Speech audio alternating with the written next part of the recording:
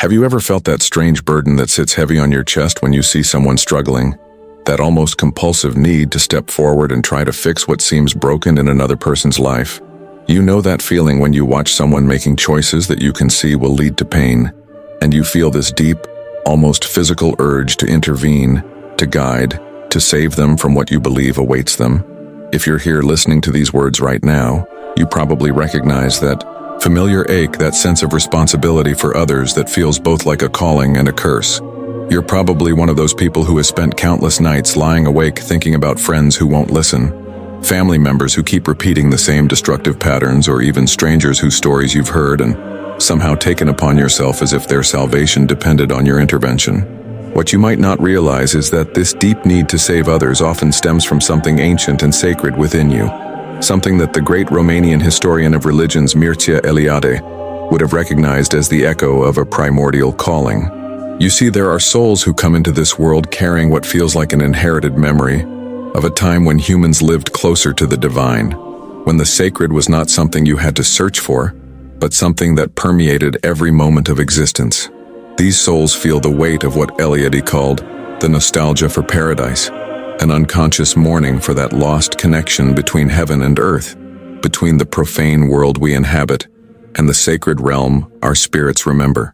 When you feel that compulsion to save others, you're actually responding to an ancient recognition that all suffering stems from our separation from the sacred, and somewhere deep in your being, you believe you can be the bridge that reconnects them to that lost wholeness.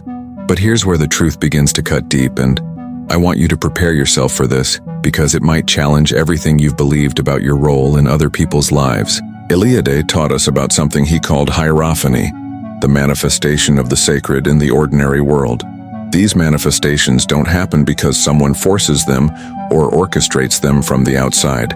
They emerge when a person's soul is ready to recognize the sacred that was always there, waiting. The truth that hurts most for those born to save others is that no amount of your effort, your wisdom, your love, or your sacrifice can create a hierophany in someone else's life. You cannot manufacture their encounter with the sacred. You cannot schedule their awakening.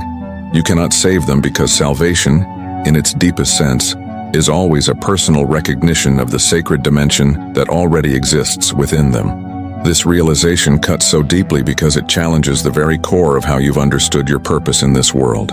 You've probably organized your entire identity around being the one who sees clearly, who understands what others cannot, who carries the medicine for their wounds. You've made yourself indispensable in the drama of their suffering, believing that without your intervention they will surely perish in their ignorance or self-destructive patterns. You've become what Eliade might call a wounded healer, someone who tries to repair the broken connection to the sacred in others while remaining unconscious of your own distance from that very same source. The pain you feel when you cannot save someone is not really about their failure to be saved. It's about your own disconnection from the sacred truth that each soul has its own direct relationship with the divine, independent of your mediation. When you truly understand this, you begin to see that your compulsion to save others is often a projection of your own need to be saved. You've unconsciously made others responsible for validating your worth, your wisdom, your spiritual advancement. Their transformation becomes the evidence you need to prove to yourself that you are indeed connected to something greater than yourself. But this approach turns your spiritual calling into a form of spiritual materialism, where you're collecting successful interventions like trophies to display in the museum of your ego. The sacred cannot be grasped or accumulated in this way. It can only be surrendered to, received, and honored in its own mysterious timing. You know what touches me most when I read your messages? It's realizing that we're not alone in this search. If you're listening to me now and feel that emptiness, that sensation that something important is missing in your life, I want you to know that I understand exactly what you're going through. There were moments when I also felt completely disconnected from the sacred, lost in the midst of a routine that seemed to suck all the magic out of existence. That's why I want to ask you a very direct question. What was the last moment you felt there was something greater than yourself present in your life? It could have been contemplating a sunset, listening to music, or simply in an instant of silence. If you feel comfortable, write in the comments, "I miss the sacred in my daily life," and briefly tell when that last moment was.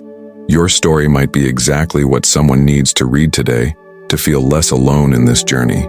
And I promise I'll read each comment with the care it deserves.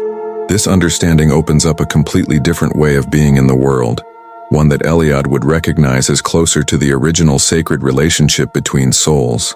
Instead of trying to save others, you begin to embody what he called the axis mundi, that sacred center that connects earth to heaven, profane to sacred. You become a living reminder that the sacred dimension exists, not through what you do to others, but through how you relate to the mystery in your own life. People around you begin to sense this different quality in your presence. They feel less judged, less like projects to be fixed, and more like fellow travelers in a mysterious journey. Your very being becomes an invitation rather than an intervention. The transformation from savior to sacred presence doesn't happen overnight, and it requires you to grieve the loss of a role that might have defined you for decades. You have to allow yourself to feel the deep disappointment of realizing that all those times you thought you were helping someone discover their truth, you might have actually been preventing them from finding their own authentic connection to the sacred.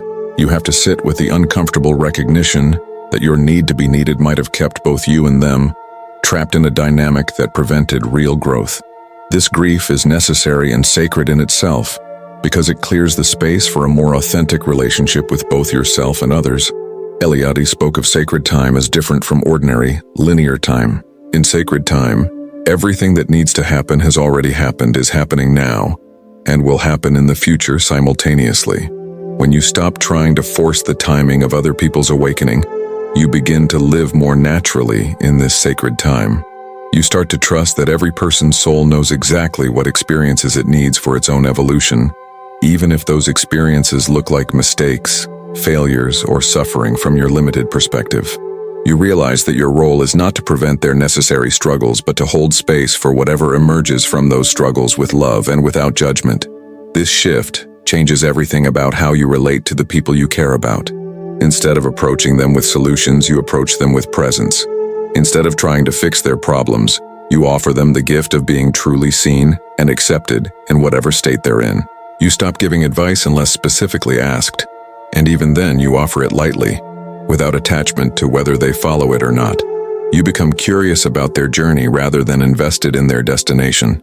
This doesn't mean you become passive or uncaring. It means you care so deeply that you honor their sovereign right to their own relationship with mystery, even when that relationship looks nothing like what you think would be best for them. The most profound shift happens when you realize that this new way of being actually serves others far more effectively than all your previous attempts at saving them ever did. When you stop trying to be their savior, you create space for them to discover their own innate connection to the sacred. When you stop treating them as broken things that need fixing, they stop experiencing themselves as fundamentally flawed. Your presence becomes a mirror that reflects back to them their own inherent wholeness, their own capacity for wisdom, their own direct access to whatever guidance they need. You become what Eliade would call a hierophant, not in the sense of someone who reveals sacred mysteries to others, but someone whose very existence points toward the sacred dimension that is always available to anyone who learns to look. If you want to know whether this transformation is beginning to happen in your life, pay attention to how you respond when someone doesn't take your advice or continues making choices you think are harmful. Do you feel frustrated, angry, or personally rejected? Do you find yourself thinking they would be fine if they would just listen to you? Or can you maintain your caring while allowing them complete freedom to learn in their own way, even if that way includes pain you believe they could avoid? The sacred presence doesn't need others to validate its wisdom by following its guidance. It offers its gifts freely and without attachment to outcomes, trusting that whatever is needed will emerge in its own perfect timing. This understanding also transforms how you relate to your own suffering and mistakes. You begin to see that your own struggles, including your compulsive need to save others, have been perfect teachings designed to bring you into deeper relationship with the sacred. You stop judging yourself for having needed to learn through attempting to control and fix others. Instead, you honor that phase of your journey as necessary preparation for this more mature understanding of how souls actually heal and grow. You realize that even your mistakes have been sacred, that there is no experience outside the realm of the divine, and that your entire journey, including its most painful and confused moments, has been an expression of the sacred working through you to discover itself. Think about this deeply for a moment. Every time you felt frustrated because someone wouldn't listen to your guidance, that frustration was the sacred teaching you about the limitations of trying to control another person's relationship with truth. Every time you felt hurt, because your efforts to help someone were rejected or ignored. That hurt was showing you where you had attached your sense of worth to outcomes beyond your control. Every sleepless night you spent worrying about someone else's choices was an invitation to examine where you had made yourself responsible for things that were never yours to carry. These weren't failures or weaknesses in your character. They were the sacred curriculum designed specifically for your soul's evolution. From unconscious helper to conscious servant of the divine, Eliade understood that all authentic spiritual development follows what he called the pattern of initiation, a process that always includes death and rebirth at deeper levels of understanding. For those called to serve others, one of the most profound initiations involves the death of the savior complex and the birth of sacred witnessing. This death is never easy because it means allowing a part of your identity that has felt essential and meaningful to dissolve completely. You have to let go of being the one with answers, the one people depend on, the one who makes the difference in other people's lives. This dissolution can feel like losing yourself entirely, because so much of how you've understood your value and purpose has been connected to your role as helper and guide. But what emerges from this death is something far more beautiful and authentic than what you had to release. You discover that your true nature is not that of a savior, but that of a mirror for the sacred. Like a perfectly clear lake that reflects the sky without trying to become the sky, you begin to reflect back to others their own inherent connection to the divine without trying to become their connection to the divine. This reflection is not something you do, it's something you are when you're fully present and completely yourself. It requires no effort, no technique, no strategy. It simply emerges naturally when you stop trying to be anything other than authentic in each moment. The sacred presence that you become is like what Eliade described when he wrote about sacred space. Just as certain places on earth seem to naturally evoke a sense of the divine, certain people develop a quality of presence that naturally evokes recognition of the sacred in others. This is not because they're trying to be spiritual or because they've perfected themselves in some way. It's because they've learned to be so honest about their own humanness, so accepting of their own limitations, and so trusting of the mystery that moves through all life, that their very presence becomes an invitation into that same honesty, acceptance, and trust. When you embody this sacred presence, people feel permission to stop pretending they have everything figured out. They feel safe to share their real fears, their actual confusion, their genuine struggles without the mask of having it all together. In your presence, they don't feel the need to perform wellness or spiritual advancement. They can simply be where they are in their journey, knowing that where they are is perfectly valid and acceptable. This is the environment in which authentic transformation actually occurs, not when people feel pressured to change, but when they feel completely accepted as they are. You'll know this transformation is taking root in your life when you notice that your conversations with others become less about giving advice and more about asking questions that help them discover their own wisdom. You'll find yourself saying things like, "What feels true for you about that?" Or, "What do you think your heart is trying to tell you?" Instead of jumping in with solutions and suggestions, you'll notice that you're more curious about their experience than concerned about their choices.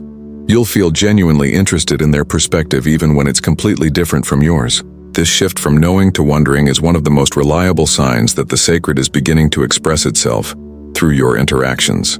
As this presence stabilizes in you, you'll also notice that your own relationship with receiving help transforms dramatically. Because you're no longer compulsively giving help, you become much more open to receiving it. You start to see that accepting support from others is actually a way of honoring the sacred impulse in them to serve. You realize that by always being the helper, you had been unconsciously depriving others of the joy and fulfillment that comes from being truly useful to someone they care about. Learning to receive gracefully becomes another way of serving the sacred, because it completes the circuit of giving and receiving that keeps love flowing freely in all directions. This new way of being also changes how you understand prayer and meditation. Instead of using these practices to figure out how to help others more effectively, or to gain spiritual insights that you can share with people who you think need them, you begin to use them simply to deepen your own relationship with the mystery. You pray not for guidance about what others should do, but for the grace to remain present and open no matter what others choose to do. You meditate not to become wise enough to guide others, but to become empty enough that whatever wants to emerge through you can do so without the interference of your personal agenda. As you embody this sacred presence more consistently, You begin to notice that people are drawn to you in a different way. They come not because they want you to solve their problems, but because they feel safe to explore their problems in your presence. They share not because they want your advice, but because they trust you to witness their experience without trying to change it. You become a sanctuary where people can be honest about their struggles without fear of being judged, fixed, or saved. Your home, your conversations, your very energy field becomes what Eliade called sacred space, a place where the ordinary world opens up to reveal its deeper dimensions. The most beautiful paradox is that when you stop trying to save others, you often find that they begin to transform naturally in your presence. But this transformation is entirely their own work, their own recognition, their own relationship with whatever sacred force moves through their lives. You get to witness these miracles without taking credit for them, which brings a joy far deeper than any satisfaction you ever got from thinking you had fixed someone. You learn to celebrate their victories without pride and to hold space for their struggles without despair, because you understand that both are sacred movements in the great dance of consciousness, discovering itself. Take a moment to imagine what your life would look like if you trusted completely that every person in your life is exactly where they need to be for their soul's development. Imagine how it would feel to care deeply about their well-being, while simultaneously releasing all attachment to how their well-being unfolds. Picture yourself offering your gifts, your wisdom, your love, and your support generously and freely, while holding no expectations about how these offerings will be received or used. This is what it means to live from sacred presence rather than from the compulsion to save. This is what it looks like to honor both your own calling to serve and the sacred autonomy of every soul you encounter. The truth that hurts is that you cannot save anyone else, but the truth that heals is that no one else needs you to save them. Every person carries within themselves a direct connection to the same sacred source that moves through you. Your job is not to be their connection to the divine. Your job is to be so authentically connected to the sacred in your own life that your presence reminds them of their own capacity for that connection. This is the difference between being a savior and being a servant of the sacred. The savior tries to fix what appears broken. The servant of the sacred recognizes that nothing was ever truly broken, only temporarily disconnected from its source. If you've made it this far, it's because something inside you recognizes that there's a different path, a deeper way to understand your own spiritual journey. I know what it's like to feel lost amid so much noise of the modern world, seeking answers that always seem to slip through your fingers. That's why I created this space, this refuge where we can explore together the ancient wisdom that still pulses alive in our hearts. When you subscribe to this channel, you're not just clicking a button, you're joining a community of people who, like you, feel that life has deeper layers waiting to be discovered. Here you'll find not just knowledge, but genuine embrace for your thirst for meaning. Subscribe now and be part of this journey of rediscovering the sacred in everyday life. Your soul deserves this gift. The path forward is not about suppressing your natural instinct to help others or becoming indifferent to their suffering. It's about refining your understanding of what true help looks like. True help creates space for people to find their own answers. True help offers resources without attachment to how they're used. True help recognizes that sometimes the most loving thing you can do is allow someone to experience the natural consequences of their choices without interference, trusting that their soul knows what it needs to learn. True help honors the sacred in others by refusing to treat them as less capable than you of accessing divine guidance. But let's go deeper into what this refined understanding actually looks like in practice, because the transition from saving to serving is not something that happens overnight or without considerable inner work.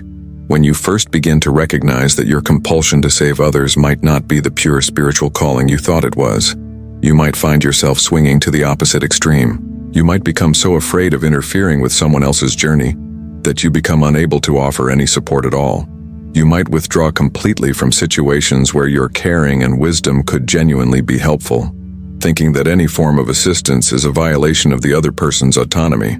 This withdrawal phase is actually a necessary part of the process, even though it can feel uncomfortable and confusing. It's like learning to drive a car after you've been walking everywhere. At first, you might press the brakes too hard or turn the wheel too sharply, because you're still learning how to calibrate your new responses. The period of overcorrection serves an important purpose. It gives you space to feel into what authentic service actually feels like from the inside, rather than continuing to act from old patterns that you now recognize as problematic. During this phase, you're learning to distinguish between the energy of genuine inspiration to help and the energy of compulsive need to fix or save. Genuine inspiration feels light, spacious, and unattached to outcomes.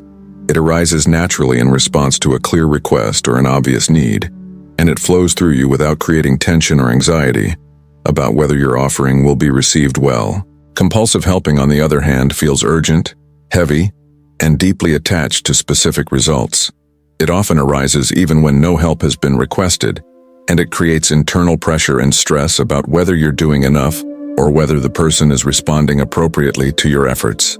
Learning to feel this difference from the inside is crucial because it teaches you to trust your inner guidance about when to offer support and when to simply hold space. You begin to notice that there are times when someone shares a problem with you, and you feel a genuine stirring to offer a particular resource or perspective. And there are other times when someone shares a problem with you, and you feel called to simply listen without offering anything beyond your presence. Both responses can be expressions of authentic service, depending on what's actually needed in the moment and what's genuinely arising in you as a response to the situation. What's particularly important to understand is that this refined sensitivity to when and how to help doesn't make you less useful to others. If anything, it makes you more useful because your offerings become more precisely calibrated to what's actually needed rather than to what your ego thinks should be needed. People begin to trust your support more deeply because they sense that it's coming from a clear, unattached place, rather than from a need to prove your worth or validate your identity as a helper. Your help becomes medicine rather than projection. One of the most challenging aspects of this transformation is learning how to maintain your caring while releasing your attachment to outcomes. The caring itself is precious and authentic. It's one of the most beautiful qualities a human being can embody. But when that caring becomes entangled with your sense of identity, your need for validation, or your beliefs about how spiritual development should unfold, it becomes compromised and often ends up serving your ego more than it serves the people you're trying to help. Eliade would have recognized this distinction as the difference between sacred love and profane attachment.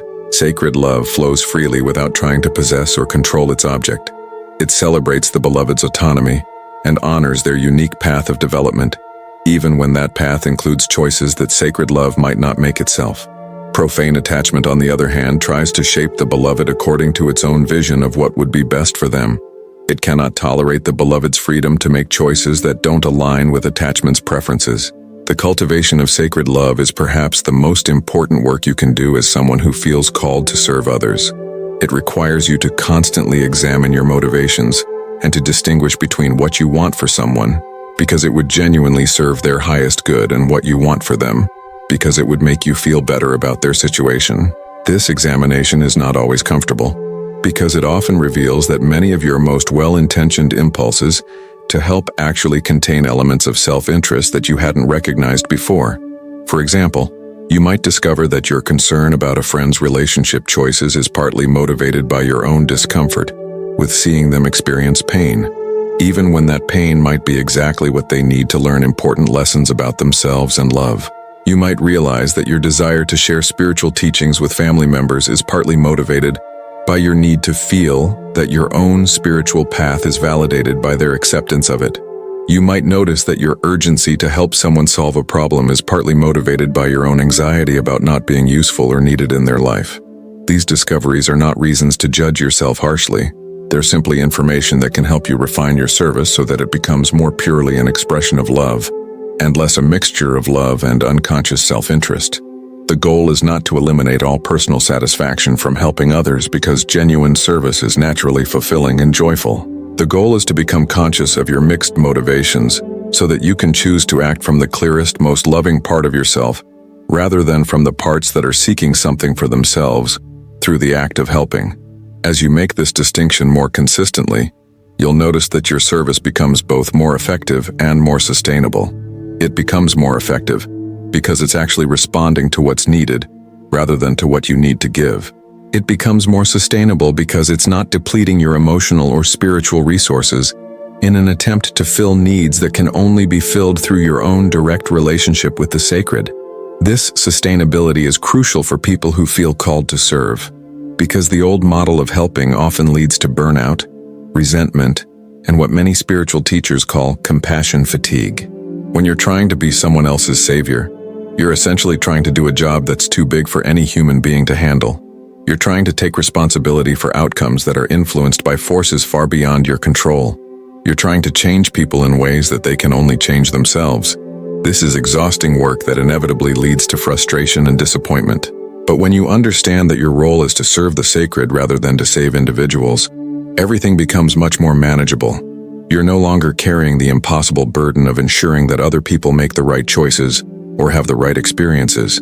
Instead, you're simply offering whatever gifts you have in response to whatever needs are presenting themselves, trusting that there's a larger intelligence at work that knows how to weave all of these offerings together into something beautiful and healing, even when you can't see the bigger picture yourself.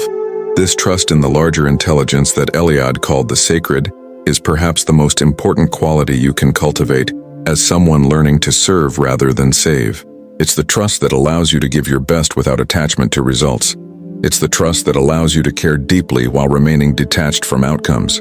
It's the trust that allows you to offer your gifts freely while understanding that how they're received and used is not ultimately your responsibility. Cultivating this trust is an ongoing practice that requires you to constantly surrender your need to control how your service is received and used. Every time you offer help and it's rejected, you get to practice trusting that the rejection is somehow serving both you and the other person in ways you might not understand. Every time you offer support and it's misunderstood or misused, you get to practice trusting that even the misunderstanding or misuse is part of a larger pattern of learning that's unfolding for everyone involved.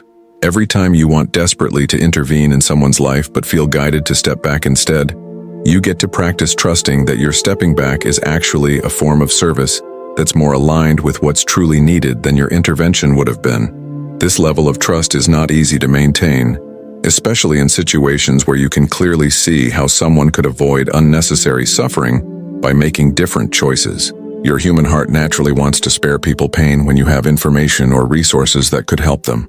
The challenge is learning to discern when sharing those resources would be genuine service and when it would be interference with a learning process that the person's soul has chosen for its own development. Sometimes, the most loving thing you can do is watch someone make choices that you know will cause them pain while holding them in your heart with complete love and acceptance. Sometimes the most helpful thing you can do is allow someone to struggle with a problem on their own, even when you could easily solve it for them, because their struggle is developing capacities in them that will serve them for the rest of their lives. Sometimes the most supportive thing you can do is step back from someone's drama and refuse to participate in dynamics that enable their avoidance of growth, even when they interpret your boundary setting as abandonment or lack of caring. These moments of choosing not to help in the ways you're being asked to help are often the most challenging aspects of learning to serve the sacred rather than serve people's immediate requests for rescue. They require you to have a longer view of what actually serves someone's highest good, even when that longer view conflicts with what would bring immediate relief or comfort. They require you to trust that there are forms of help that look like not helping, and that sometimes the most profound service you can offer someone is your faith in their ability to find their own way through their challenges. As you become more comfortable with this more nuanced understanding of service, you'll find that your relationships become much more authentic and mutually respectful. People stop relating to you as someone who will rescue them from their problems and start relating to you as someone who believes in their capacity to handle their own problems. This shift changes everything about how people show up in relationship with you. Instead of bringing you their crises to solve, they bring you their growth to celebrate. Instead of leaning on you for answers they could discover themselves, they share with you the answers they've discovered through their own exploration and reflection. When you live from this understanding, every interaction becomes an opportunity to honor the sacred. Every conversation becomes a chance to practice presence. Every relationship becomes a space for mutual recognition of the divine spark that animates all life. This is how you save the world, not by saving the people in it, but by being so authentically yourself that you give others permission to be authentically themselves too. In this mutual authenticity, the sacred reveals itself naturally, and healing happens not through intervention but through recognition. This is the path that Eliade pointed toward, the return to sacred relationship with all of life, beginning with sacred relationship with yourself. As you make this transition from savior to sacred presence, you'll find that your relationships become deeper, more authentic, and more mutually nourishing. People will trust you with their real struggles because they know you won't try to take those struggles away from them. They'll value your perspective because they know you offer it without agenda. They'll grow in your presence because they feel permission to be exactly who they are, while simultaneously sensing the invitation to become who they're meant to be. This is the gift you've always wanted to give, but you can only give it when you stop trying to give it. Remember that this wisdom that's emerging in you is not separate from the sacred calling you've always felt. It's the maturation of that calling. You were born with a deep sensitivity to suffering and a genuine desire to alleviate it. These qualities are precious gifts that the world needs. But now you're learning to express these gifts in a way that honors the sacred autonomy of every soul, while still allowing your natural compassion to flow freely. You're learning to love without possessing, to care without controlling, to serve without saving. This is the highest expression of the spiritual path, the place where your individual will aligns perfectly with the greater sacred will that moves through all things. The truth hurts because it asks you to let go of a role that has given your life meaning and purpose.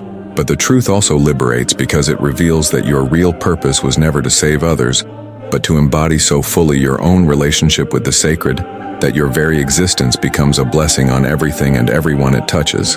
This is your invitation into a more mature, more sustainable, and ultimately more effective way of serving the healing of the world.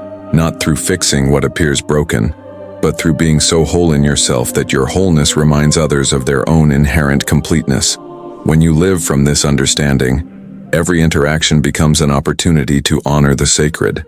Every conversation becomes a chance to practice presence. Every relationship becomes a space for mutual recognition of the divine spark that animates all life.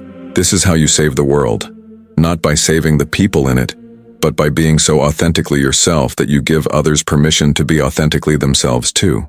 In this mutual authenticity, the sacred reveals itself naturally, and healing happens not through intervention but through recognition. This is the path that Eliade pointed toward, the return to sacred relationship with all of life, beginning with sacred relationship with yourself.